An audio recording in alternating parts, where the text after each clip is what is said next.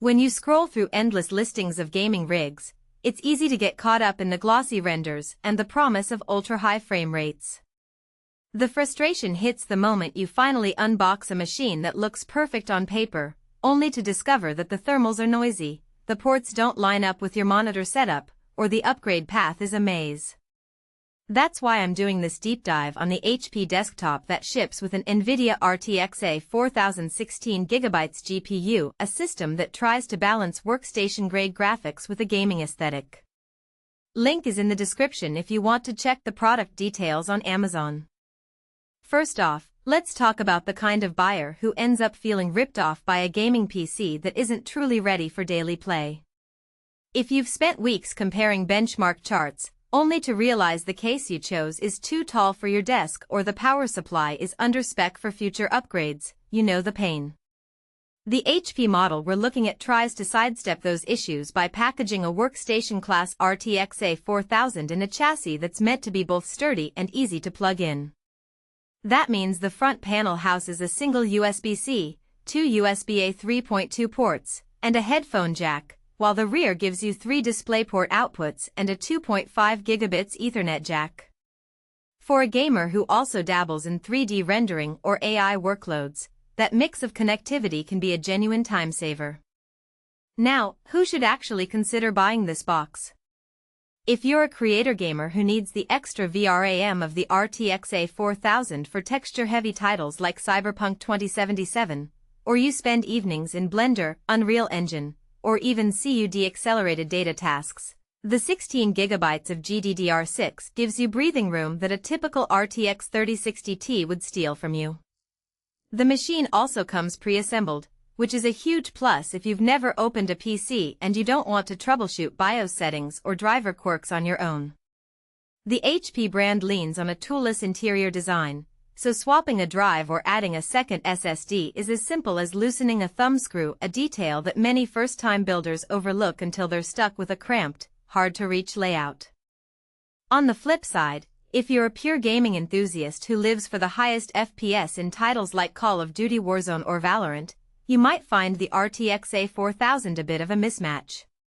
The card is built for professional workloads. It delivers stellar rasterization performance, but it doesn't have the same boost clocks as the RTX 3080 Ti, meaning you could be spending $2,000 on a system that tops out a few frames shy of what a dedicated gaming GPU would give you at the same price point. In other words, the value proposition leans more toward mixed use rather than pure esports dominance. Let's walk through a typical day with this PC. I placed it on a 30-inch desk beside my dual-monitor setup, a 27-inch 144Hz panel for games, and a 32-inch 4K screen for photo editing. Because the HP chassis is relatively compact, the rear ports line up nicely with my monitor arm, eliminating the dreaded cable tangle situation. Booting up from the Windows 11 home installation took about 15 seconds, thanks to the NVMe SSD that ships as standard. The first thing I noticed was the lack of a loud fan spin-up. The A4000's cooler is designed for sustained workloads, so even after an hour of streaming and playing at 1080p, the acoustic profile stayed around 35 dB, audible but not intrusive. That quiet operation is a hidden trade-off that many gamers overlook when they chase the loudest cooling solutions, yet it translates directly into a more comfortable gaming room. When I loaded a texture-intensive game like Red Dead Redemption 2, the system held steady at 60 frames per second on high settings without dipping. In a creative workflow test, I opened a 12 GB Blender project and rendered a single frame. The RTX A4000 crushed it in roughly half the time a consumer-grade GPU would need. The takeaway? The card shines when you give it memory-heavy tasks, and the rest of the PC's components, a 10th Gen Intel Core i7 and 32 GB of DDR4 RAM, keep the pipeline moving without bottlenecks. It's a solid, durable setup that feels like it could survive a year of daily 8-hour gaming sessions plus weekend rendering marathons. What about the drawbacks you might hit after the excitement fades?